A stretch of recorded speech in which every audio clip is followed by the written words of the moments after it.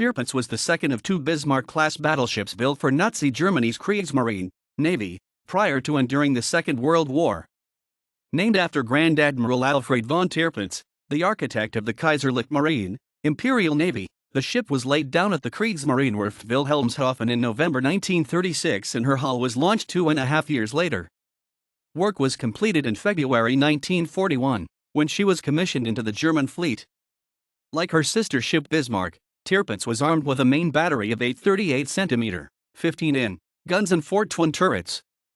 After a series of wartime modifications, she was 2,000 tons heavier than Bismarck, making her the heaviest battleship ever built by a European navy. After completing sea trials in early 1941, Tirpitz briefly served as the centerpiece of the Baltic Fleet, which was intended to prevent a possible breakout attempt by the Soviet Baltic Fleet.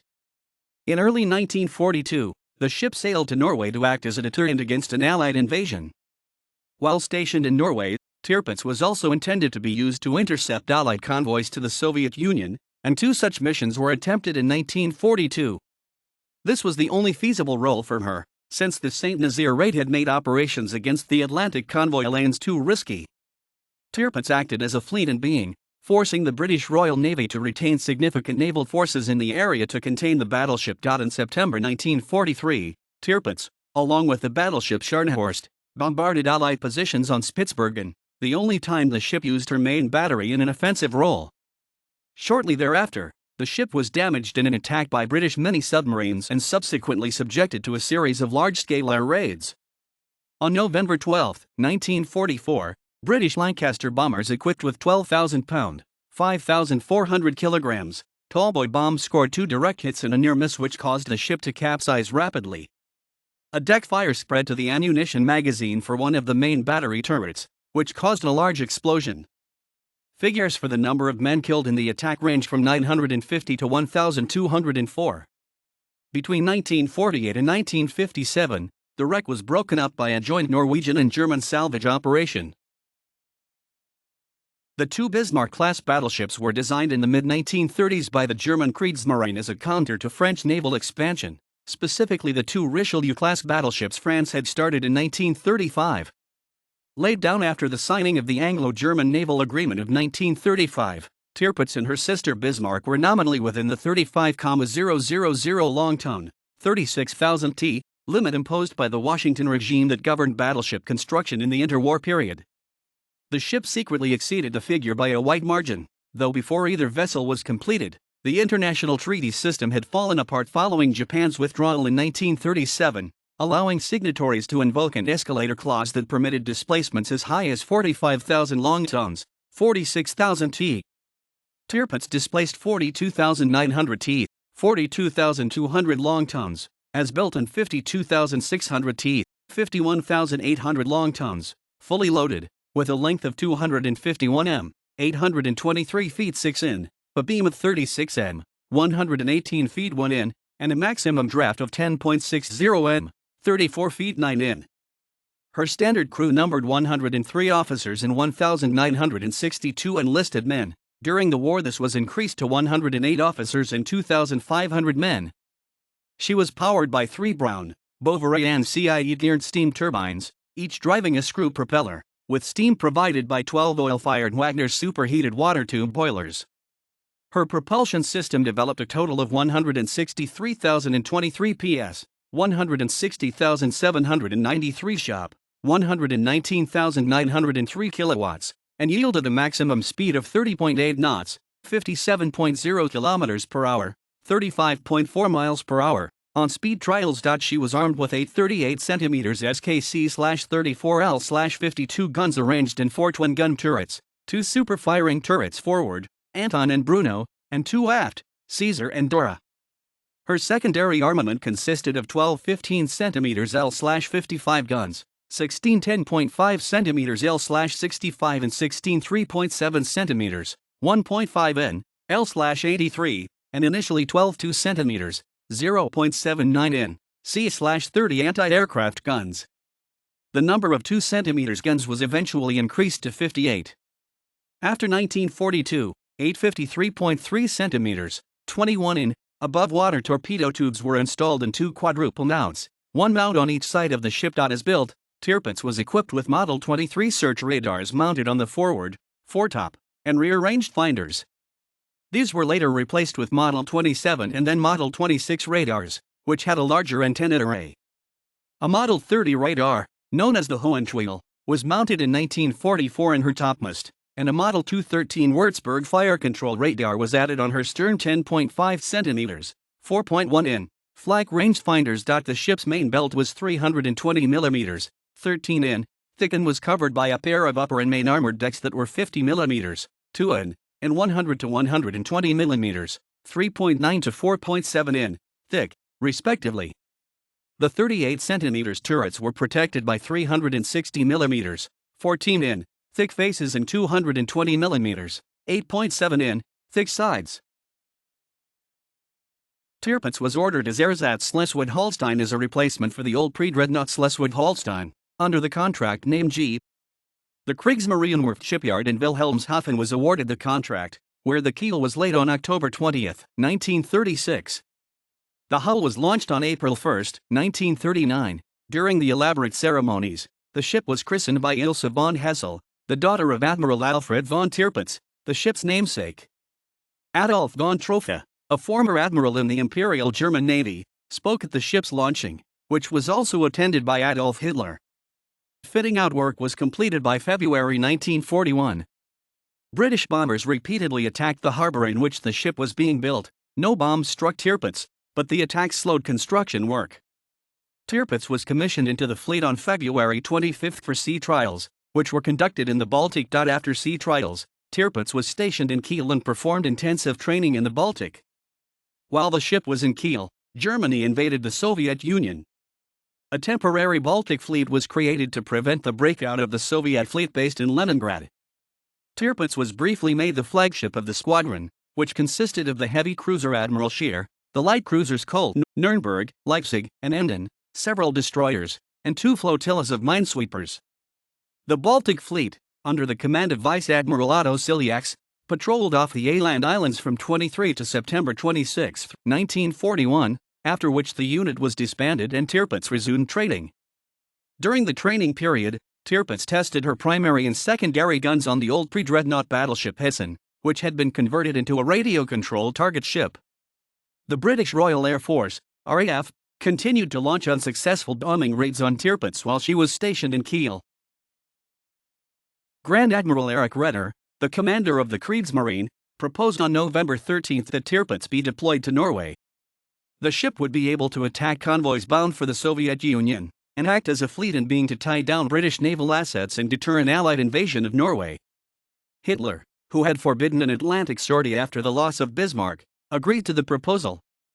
The ship was taken into dock for modifications for the deployment. The ship's anti-aircraft battery was strengthened, and the 10.5 cm guns on the superstructure next to the catapult were moved outboard to increase their field of fire. The 2 quadruple 53.3 cm torpedo-tuned mounts were also installed during this refit. The ship's commander, Captain zur See, KZS Captain at Sea, Karl Topp, pronounced the ship ready for combat operations on January 10, 1942. The following day, Tirpitz left for Wilhelmshaven, a move designed to conceal her actual destination. The ship left Wilhelmshaven at 2300 hours on January 14 and made for Trondheim. British military intelligence, which was capable of decrypting the Enigma messages sent by the German Navy, detected the departure of the vessel, but poor weather in Britain prevented action by the RAF. Admiral John Tovey, the commander-in-chief of the British Home Fleet, was not made aware of Tirpitz's activities until January 17, well after the ship had arrived in Norway. On January 16, British aerial reconnaissance located the ship in Trondheim. Tirpitz then moved to the Fettenfjord, just north of Trondheim. The movement was codenamed Operation Polarnacht, Polar Night. The battleship was escorted by the destroyers Z4 Richard Beitzen, Z5 Paul Jacobi, Z8 Bruno Heinemann and Z29 for the voyage. The Norwegian resistance movement transmitted the location to London. She was moored next to a cliff, which protected the ship from air attacks from the southwest. The ship's crew cut down trees and placed them aboard Tirpitz to camouflage her. The crew also frequently hid the entire ship from aerial reconnaissance and attacks inside a cloud of artificial fog, created using water and chlorosulfuric acid. Additional anti-aircraft batteries were installed around the fjord, as were anti-torpedo nets and heavy booms in the entrance to the anchorage. Tirpitz was known as the Lonely Queen of the North because she was so rarely deployed, and life for her crew was very monotonous. Frequent fuel shortages curtailed training and kept the battleship and her escorts moored behind their protective netting. The crew was primarily occupied with maintaining the ship and continuously manning anti-aircraft defenses. Sports activities were organized to keep the crew occupied and physically fit. Several factors hindered Tirpitz's freedom of operation in Norway. The most pressing were shortages of fuel and the withdrawal of the German destroyer forces to support Operation Cerberus, the movement of the battleships Scharnhorst and Gneisenau and the heavy cruiser Prinz Eugen through the English Channel. These caused a planned attack against the outbound convoy PQ-8 at the end of January to be abandoned. A planned British air attack at the end of January by 4-engine heavy bombers was disrupted by poor weather over the target, which prevented the aircraft from finding the ship. In early February, Tirpitz took part in the deceptions that distracted the British in the run-up to Operation Cerberus. These included steaming out of the fjord in the appearance of preparations for a sortie into the North Sea. Later that month, the ship was reinforced by the heavy cruisers Admiral and Prinz Eugen and several destroyers. Prinz Eugen had been torpedoed by a British submarine at the entrance to the Fettenfjord Fjord, and was temporarily out of action.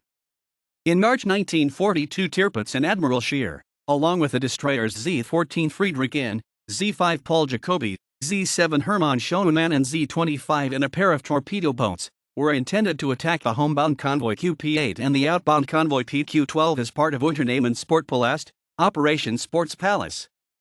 Admiral Scheer, with a design speed of 26 knots, 48 km per hour, 30 miles per hour, was too slow to operate with Tirpitz and was left in port, as was the destroyer Paul Jacobi. The two torpedo boats were also released from the operation.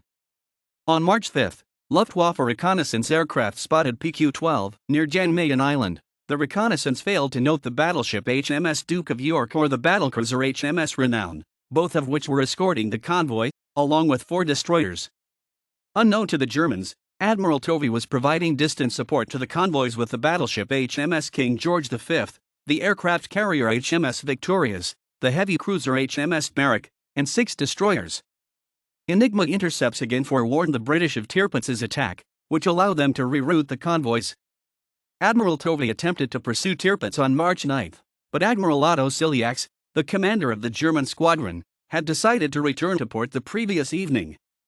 An air attack was launched early on the 9th. 12 Ferry Albacore torpedo bombers attacked the ship in 3 groups, and Tirpitz successfully evaded the torpedoes. Only 3 men were wounded in the attack. Tirpitz's anti-aircraft gunners shot down 2 of the British aircraft. After the conclusion of the attack, Tirpitz made for Vestfjord, and from there to Trondheim, arriving on the evening of March 13. On March 30, 33 Halifax bombers attacked the ship. They scored no hits, and 5 aircraft were shot down. The RAF launched a pair of unsuccessful strikes in late April. On the night of 27 to 28 April, 31 Halifaxes and 12 Lancasters attacked. 5 of the bombers were shot down. Another raid, composed of 23 Halifaxes and 11 Lancasters, took place the following night. 2 of the bombers were shot down by the German anti-aircraft defenses. The actions of Tirpitz and her escorting destroyers in March used up 8,230 tons, 8,100 long tons, of fuel oil, which greatly reduced the available fuel supply. It took the Germans 3 months to replenish the fuel spent in the attempt to intercept the 2 Allied convoys. Convoy PQ-17, which left Iceland on June 27 bound for the Soviet Union, was the next convoy targeted by Tirpitz and the rest of the German fleet stationed in Norway, during Unternehmen Rosselsprung, Operation Knight's Move. Escorting the convoy were the battleships Duke of York and USS Washington and the carrier Victorious. Tirpitz, Admiral Hemper, and 6 destroyers sortied from Trondheim, while a second task force consisting of Lutzow, Admiral Scheer, and 6 destroyers operated from Narvik and Bogenfjord. Lutzow and 3 of the destroyers struck uncharted rocks while en route to the rendezvous and had to return to port. Shortly after Tirpitz left Norway, the Soviet submarine K-21 fired 2 or 4 torpedoes at the ship, all of which missed. The Soviets claimed 2 hits on the battleship. Swedish intelligence had meanwhile reported the German departures to the British Admiralty, which ordered the convoy to disperse. Aware that they had been detected, the Germans aborted the operation and turned over the attack to U-boats and the Luftwaffe. The scattered vessels could no longer be protected by the convoy escorts, and the Germans sank 21 of the 34 isolated transports. Tirpitz returned to Altaf Fjord via the Lofoten Islands. Following Rosselsprung, the Germans moved Tirpitz to Bogenfjord near Narvik. By this time, the ship needed a major overhaul. Hitler had forbidden the ship to make the dangerous return to Germany, and so the overhaul was conducted in Trondheim. On October 23, the ship left Bogenfjord and returned to Fettenfjord outside Trondheim. The defenses of the anchorage were further strengthened, additional anti-aircraft guns were installed, and double anti-torpedo nets were laid around the vessel. The repairs were conducted in limited phases, so Tirpitz would remain partially operational for the majority of the overhaul. A caisson was built around the stern to allow the replacement of the ship's rudders. During the repair process, the British attempted to attack the battleship with 2 Chariot human torpedoes, but before they could be launched, rough seas caused them to break away from the fishing vessel which was towing them. By December 28, the overhaul had been completed, and Tirpitz began sea trials. She conducted gunnery trials on January 4, 1943 in Trondheim Fjord. On February 21, Top was promoted to Rear Admiral and was replaced by Captain Hans Meyer. 5 days later, the battleship Scharnhorst was ordered to reinforce the fleet in Norway. Vice Admiral Oscar Kumetz was given command of the warship stationed in Norway. By the time Scharnhorst arrived in Norway in March 1943, Allied convoys to the Soviet Union had temporarily ceased. To give the ships an opportunity to work together, Admiral Karl Donitz, who had replaced Redder in the aftermath of the Battle of the Barents Sea on December 31, 1942, ordered an attack on Spitzbergen, which housed a British weather station and refueling base. Spitzbergen was defended by a garrison of 152 men from the Norwegian armed forces in exile. The 2 battleships, escorted by 10 destroyers, left port on September 6. In a ruse de guerre, Tirpitz flew the white ensign on the approach to the island the following day. During the bombardment, Tirpitz fired 52 main battery shells and 82 rounds from her 15-centimeter secondaries. This was the first and only time the ship fired her main battery at an enemy surface target. An assault force destroyed shore installations and captured 74 prisoners. By 11 o'clock, the battleships had destroyed their targets and headed back to their Norwegian ports. The British were determined to neutralize Tirpitz and remove the threat she posed to the Allied Arctic convoys. Following the repeated, ineffectual bombing attacks and the failed Chariot attack in October 1942, the British turned to the newly designed X-craft midget submarines.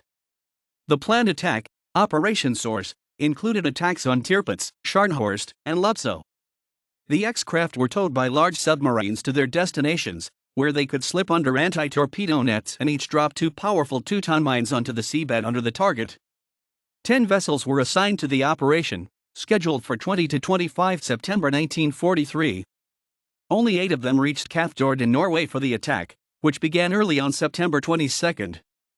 3 of the vessels, X5, X6, and X7, successfully breached Tirpitz's defenses, 2 of which, X6 and X7, managed to lay their mines. X5 was detected 200 meters 660 feet from the nets and sunk by a combination of gunfire and depth charges. The mines caused extensive damage to the ship. The first exploded abreast of turret Caesar, and the second detonated 45 to 55 m, 148 to 180 feet, off the port bow. A fuel oil tank was ruptured, shell plating was torn, a large indentation was formed in the bottom of the ship, and bulkheads in the double bottom buckled. Some 1,430 teeth, 1,410 long tons, of water flooded the ship and fuel tanks in void spaces in the double bottom of the port side, which caused a list of 1 to 2 degrees, which was balanced by counter-flooding on the starboard side. The flooding damaged all of the turbo generators in generator room number 2, and all apart from one generator in generator room number 1 were disabled by broken steam lines or severed power cables. Turret door was thrown from its bearings and could not be rotated. This was particularly significant, as there were no heavy lift cranes in Norway powerful enough to lift the turret and place it back on its bearings. The ship's 2 Arado AR-196 floatplanes were completely destroyed. Repairs were conducted by the repair ship Newmark. Historians William Garskin and Robert Doolin remarked that the successful repair effort was one of the most notable feats of naval engineering during the Second World War. Repairs lasted until April 2, 1944, Full-speed trials were scheduled for the following day in Alfred. The British were aware that Newmark and the repair crews left in March, which intimated Tirpitz was nearly operational. A major airstrike, Operation Tungsten, involving the fleet carriers Victorious and Furious and the escort carriers Emperor, Fencer, Pursuer, and Searcher, was set for April 4, 1944, but rescheduled a day earlier when Enigma decrypts revealed that Tirpitz was to depart at 5:29 on April 3 for sea trials.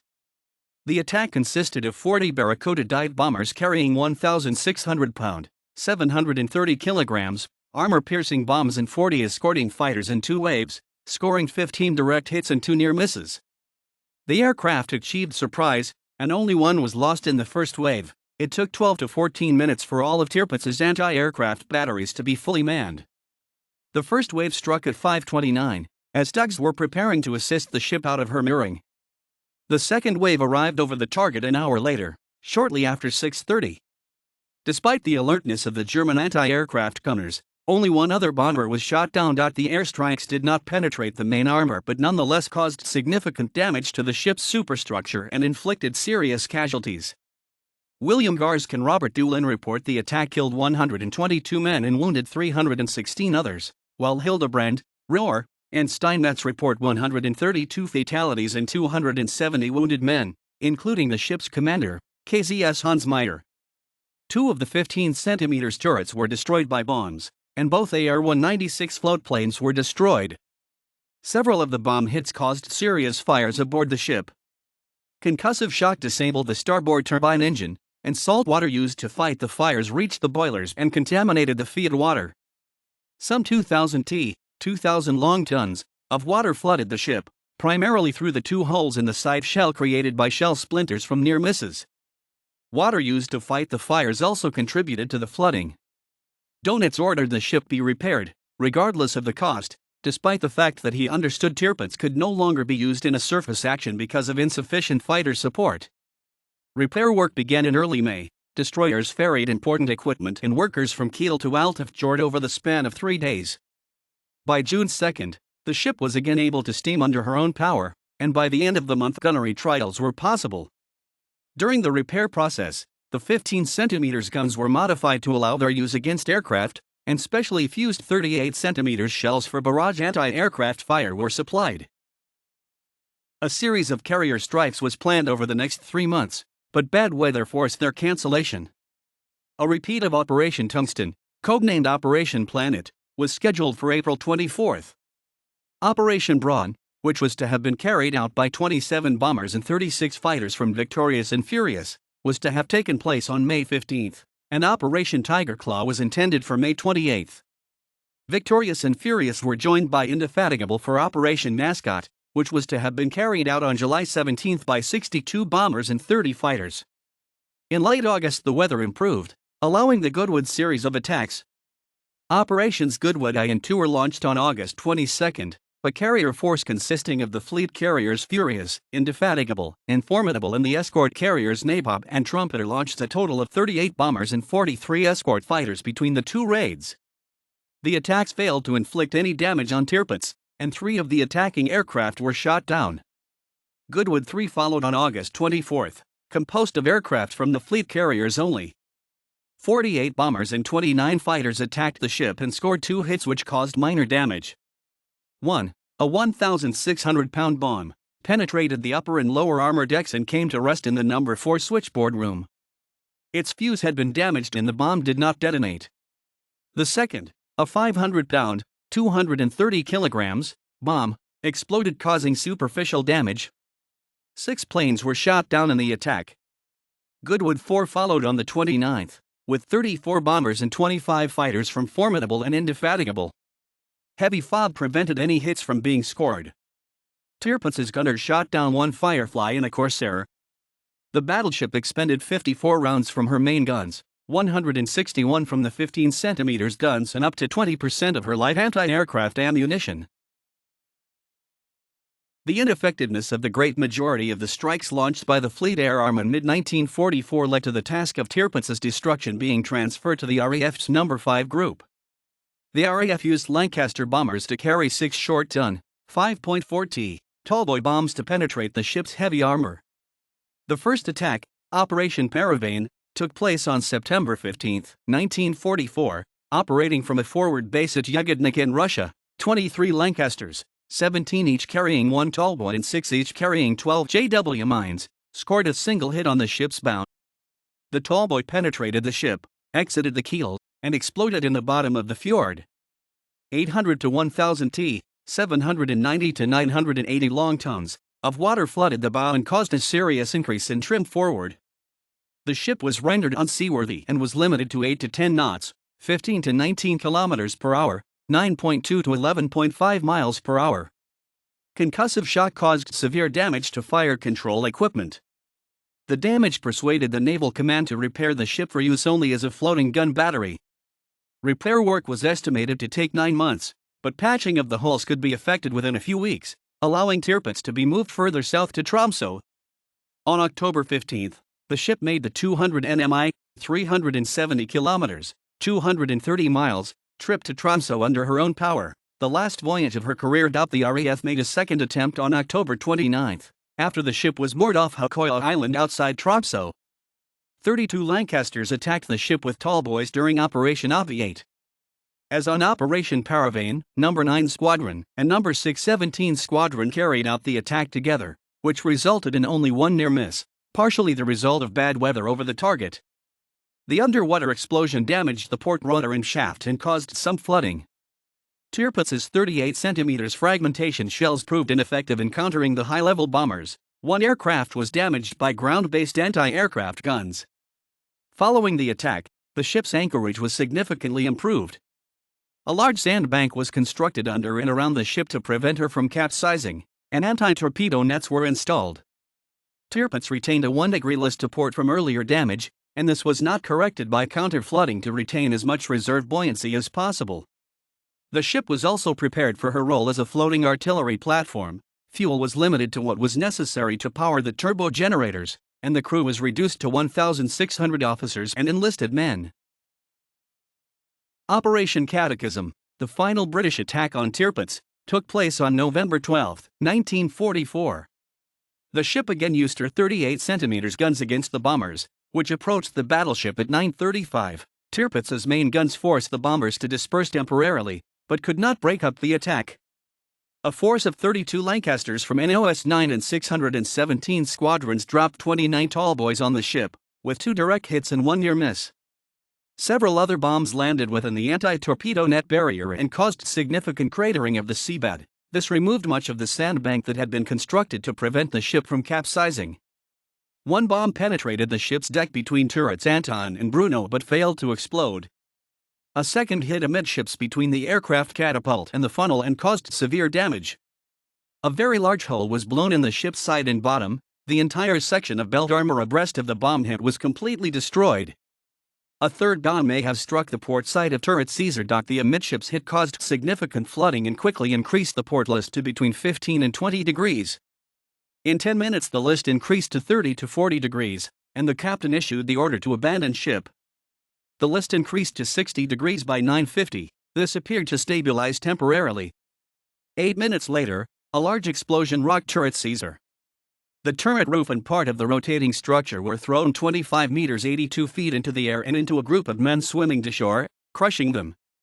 Tirpitz rapidly rolled over and buried her superstructure in the sea floor.